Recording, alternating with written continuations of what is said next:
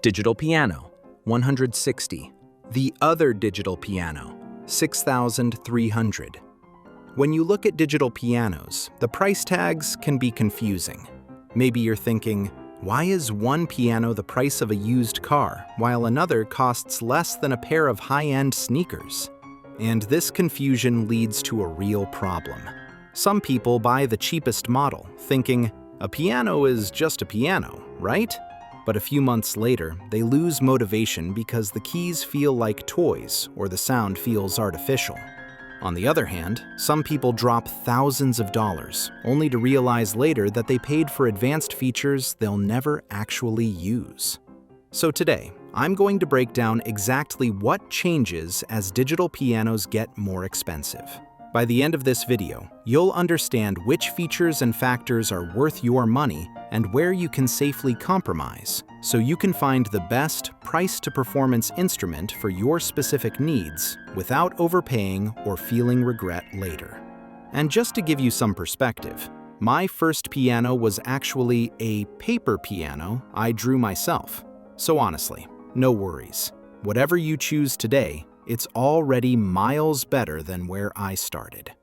All right, let's dive in. The most fundamental difference is how the piano translates your finger strength into sound. In digital music, this is called velocity, measured from 1 to 127. Cheap pianos often have gaps in this range.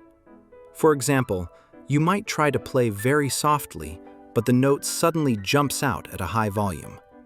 Or the keys might struggle to register the extremes, the very soft 1 or the powerful 127. You can actually test this by connecting your piano to a DAW like Cubase or apps like Concert Grand Piano to see the raw data. Without fine velocity control, playing expressive pieces like Schubert's Serenade or Chopin's Nocturnes becomes a struggle because you can't achieve the right balance between your left and right hands. Generally, as the price goes up, the sound becomes thicker and more resonant. Many budget-friendly pianos actually do a great job in the middle octaves today. However, they often fall short at the very high and very low ends of the keyboard. On a cheaper model, the bass might sound thin and weak, while the high notes can sound tinny or metallic, lacking the natural shimmer and resonance of real vibrating strings.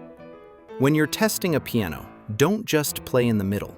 Test the very bottom and the very top to hear the difference in richness. Polyphony is the number of individual notes or voices the piano can play at the exact same time. Cheaper models often have lower polyphony. This might not matter for a simple pop song, but if you're playing complex classical works like Schumann's Kreisleriana or Liszt's Dante Sonata, notes will start cutting off prematurely, making the performance feel empty or dry. In my opinion, the keyboard action is the most critical element of a digital piano. Why? Because you can always upgrade the sound of your piano later by connecting it to a computer or smartphone and using high-quality virtual instruments like Pianotech or the Concert Grand Piano app.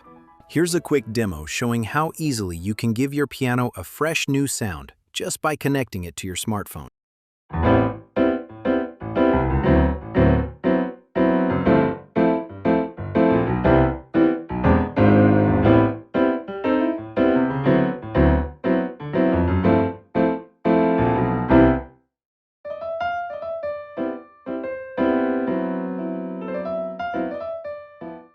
As you can see, the sound possibilities are now wide open. But the physical keys are a different story. Cheap pianos often use simple switches and light plastic, which feels springy and unrealistic. This can lead to bad habits for beginners and technical errors for advanced players. Expensive pianos use complex hammer actions to mimic a real grand piano. If a piano has great keys but mediocre sound, it's still a great buy because you can fix the sound with an app. If the keys are bad, you're stuck. On budget pianos, you might encounter input drops, where a note doesn't sound at all depending on where you press the key, like the very top of the key. Fast repetitions can also be a problem. If you're trying to play something like Rachmaninoff's Prelude Opus 23 No. 5, a cheap key action might not be able to keep up with the rapid-fire chords, causing missed notes. Here is something people often overlook: the physical noise of the keys. Cheap digital pianos tend to have a clacky or rattly sound when you play. When you play fast or hard, that mechanical noise can get surprisingly loud. High-end pianos, however, are designed with better damping materials and felt, giving them a heavy, quiet, and solid thump that feels much more professional. Even if you don't mind the noise, think about your audience. If you are streaming your performance or recording a video, a sensitive microphone will pick up that noise. It can be incredibly distracting for your viewers and can ruin the immersion of a beautiful piece. Also, if you practice with headphones late at night, your family or neighbors might not hear the music, but they will definitely hear the rhythmic thumping of those noisy keys. Listen to this quick side-by-side comparison between basic keys and high-quality dampened keys.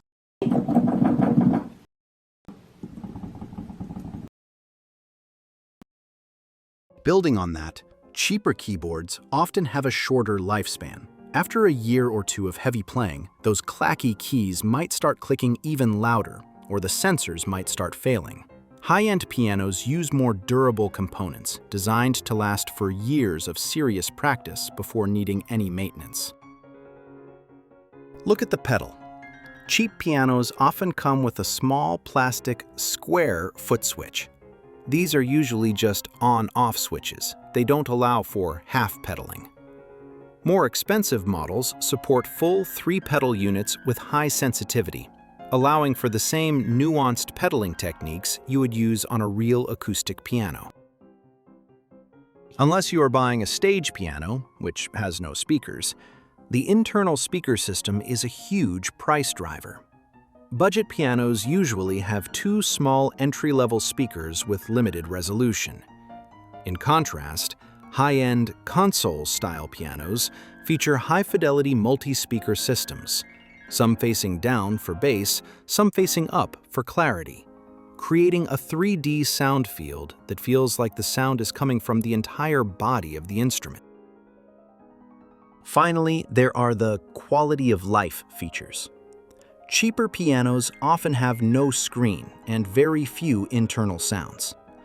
You have to memorize button plus key combinations to change settings.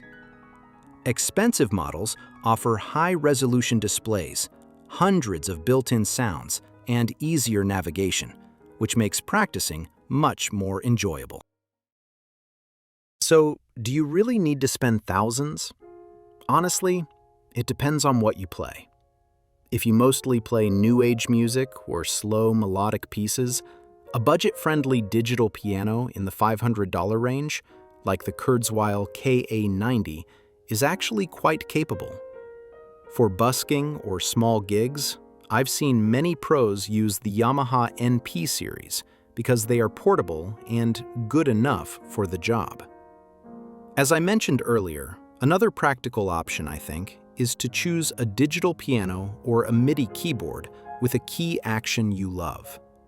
Even if the internal sounds are weak, you can connect it to your phone or PC and use a professional VST to get world-class sound. Focus on the feel of the keys, check the velocity response, and don't pay for extra features you don't need. If you're interested in a more technical explanation of digital pianos, check out my video, Everything Classical Pianists Must Know Before Buying a Digital Piano. If you found this useful, please like and subscribe. Thanks for watching, and I hope this helps you find your perfect instrument.